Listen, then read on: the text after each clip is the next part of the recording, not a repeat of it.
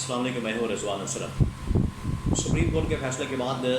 جہاں یہ خیال کیا جا رہا تھا کہ پاکستان کے اندر استحکام آ سکتا ہے، پاکستان کے اندر اسٹیبلٹی آ سکتی ہے، لیکن اسٹیبلٹی آنے کی بجائے پاکستان میں مزید عدم استحکام پیدا ہو گیا ہے اور مزید انسٹیبلٹی آ گئی ہے۔ وہ انسٹیبلٹی جو ہے وہ سپریم کورٹ کے فیصلے کے بعد نہیں، اصل میں جو پیچھے نظام بنانے والے اور اس جعلی حکومت کو کھڑا کرنے والے، قوم 45 کے مطابق اس کو بنانے والے اور سب کو جو مینج کرنے والے، اصل میں پرابلم وہاں پر ہے۔ اگر 8 فروری 2024 کو جو انتخابات ہوئے، ان انتخابات کے اندر جس کو جو مینڈیٹ ملا، اس مینڈیٹ کے مطابق، اس ووٹ بینک کے مطابق اور اس سپورٹ کے مطابق حکومت بنائی جاتی، جس کو جو مینڈیٹ ملا تھا اس کو حکومت دی جاتی، پھر کوئی مسئلہ نہیں ہونا تھا، ملک کے اندر اسٹیبلٹی آ جانی تھی، ملک کے اندر استحکام آ جانا تھا، اور اس سے ملک میں جمہوریت بحال ہونی تھی، جمہوریت طاقتور ہونی تھی، مضبوط ہونی تھی، اور عوام کا جو اداروں کے اوپر اعتماد ہے، الیکشن کمیشن کے اوپر اعتماد ہے، وہ زیادہ بڑھ جانا تھا۔ لیکن یہ سارا کچھ نہیں کیا گیا، اس کی وجہ سے آج خمیازہ بھگتنا پڑ رہا ہے کہ پچھلے 5 مہینوں سے، 4-5 مہینے سے، جب سے یہ حکومت بنائی گئی ہے، تب سے لے کے آج تک اسٹیبلٹی نہیں آئی، ملک کے اندر استحکام نہیں آیا، اور اس فیصلے کے بعد تو جو بچا کچا استحکام تھا وہ بھی فارغ ہو گیا۔ اس کی وجہ یہ ہے کہ اب منڈے سے اس کے اندر بہت بڑی تبدیلیاں رونما ہونے جا رہی ہیں، اور وفاق کے اندر، قومی اسمبلی میں، پنجاب کے اندر، کھیتی کے اندر جو نشستیں ہیں، جیسے ہی عمران خان اور PTI کو ملتی ہیں، اس کے بعد انہوں نے اپنی نشستوں کے مطابق، اپنی سیٹوں کے مطابق جو اپنا شیئر ہے سینٹ کے اندر حاصل کرنا ہے، اور سینٹ کے اندر بھی بہت بڑی تبدیلی، وفاق کے اندر بھی بہت بڑی تبدیلی، اور پنجاب کے اندر بھی پھر اعتماد کا ووٹ، عدم اعتماد، وہ تمام راستے آپشن کھل جانے ہیں، جس کی وجہ سے اسٹیبلٹی کے اندر اضافہ ہونے کے بجائے مزید انسٹیبلٹی پیدا ہو جائے گی۔ اور آپ اس سے بھی اندازہ کریں کہ جب جمعے والے دن یہ فیصلہ آیا سپریم کورٹ آف پاکستان کا، 12 بجے، پہلے 9 بجے کہا گیا تھا، پھر 12 بجے یہ فیصلہ آیا، جیسے یہ فیصلہ آیا، یہ پاکستان کی جو اسٹاک مارکیٹ ہے بالکل بیٹھ گئی۔ ملک کی معیشت پہلے بیٹھ چکی ہے، انویسٹمنٹ آ نہیں رہی، سرمایہ کاری ہو نہیں رہی، اور ملک تباہی اور بربادی کی طرف جا رہا ہے، اور ساری کی ساری ذمہ داری اس حکومت کے اوپر اور ان کے لانے والوں پر بنتی ہے۔ اگر یہ 8 فروری 2024 کو جس کا جو مینڈیٹ تھا اس کو دے دیا جاتا، اس کے مطابق حکومت بنا دی جاتی،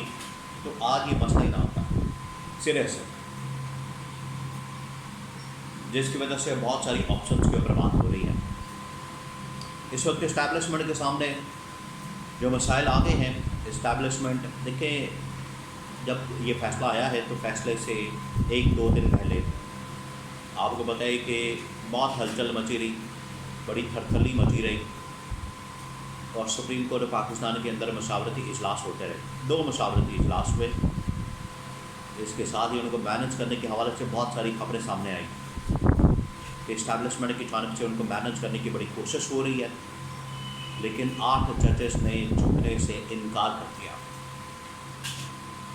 قاضی فائز عیسیٰ تو ڈٹے رہے، قاضی فائز عیسیٰ اپنے بات کے اوپر قائم رہے کہ عمران خان اور PTI کے حق میں فیصلہ نہیں دینا، الیکشن کمیشن آف پاکستان کے حق میں فیصلہ دینا ہے، اور وہ ان 4 ججز کے ساتھ جا کے بیٹھ گئے، 5 ہو گئے قاضی کے ملانے کے ساتھ، اور ادھر 8 ججز بیٹھ گئے جنہوں نے عمران خان اور PTI کے حق میں ووٹ دے دیا۔ اور یہ کمپلیٹ جسٹس ہے، دیکھیں آپ اس بات کو سمجھیں، یہ کمپلیٹ جسٹس ہے،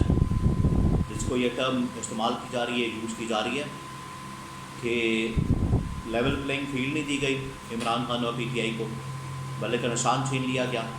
ان کے امیدواروں کا آزاد ڈکلیئر کر دیا گیا، اور ان کو جلسے جلوس نہیں کرنے دی گئی، یہ تمام مسائل ان کے لیے پیدا کیا گیا۔ تو کمپلیٹ جسٹس کی ضرورت تھی،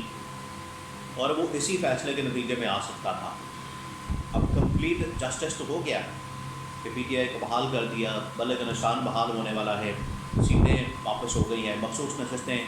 واپس مل جائیں گی، ان کے امیدوار پی ٹی آئی کے اندر واپس چلے گئے ہیں، بطور پارٹی پی ٹی آئی بحال ہو چکی ہے۔ یہ کمپلیٹ جسٹس ہے، یہاں تو انصاف ہو گیا،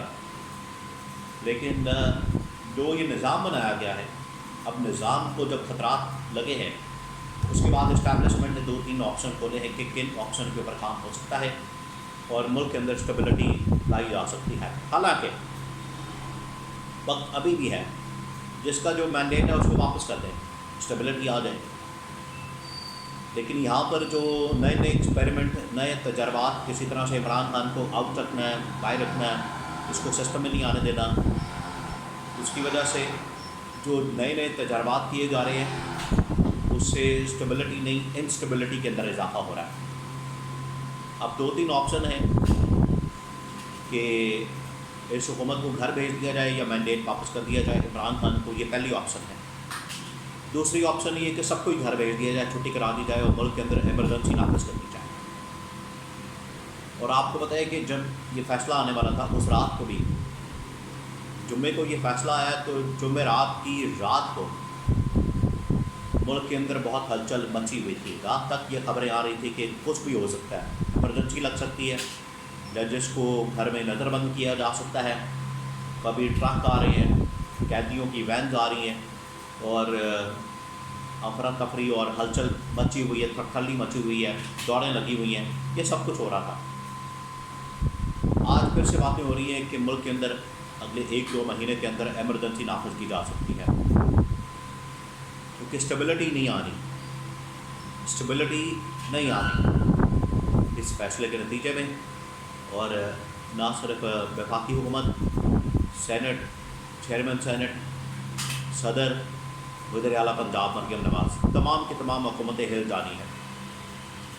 کے پی کی گورنمنٹ اور زیادہ طاقتور ہو جائے گی اور وہ اپنی اسٹرینتھ جو ہے سینٹ کے اندر، قومی اسمبلی کے اندر اور پنجاب اسمبلی کے اندر بھی بڑھا لیں گے۔ اب اسٹیبلشمنٹ کے پاس یہ آپشن ہے کہ ڈائریکٹ مارشل لاء لگانا تو بڑا مشکل ہو گیا ہے، ہائیبرڈ نظام قائم کر کے چلانا وہ بھی مشکل ہو گیا ہے۔ باہر جو آپشن ہے اس فیصلے کے بعد وہ یہی ہے، سمپل سلوشن ہے۔ آپ ایکسپیریمنٹ کرنا، تجربات کرنا، لیبارٹری بنانا اس ملک کو اور اس کے ساتھ کھلواڑ کرنا، اس کو ماسی ویڑا بنانا، سب کچھ چھوڑ دیں۔ صرف آپ اتنا کریں کہ جس کو جو مینڈیٹ ملا ہے اس کو واپس کر دیا جائے، اس کے نتیجے میں آٹومیٹکلی گارنٹی کے ساتھ ملک کے اندر اسٹیبلٹی، استحکام قائم ہو جانا ہے، ورنہ مسائل ہے۔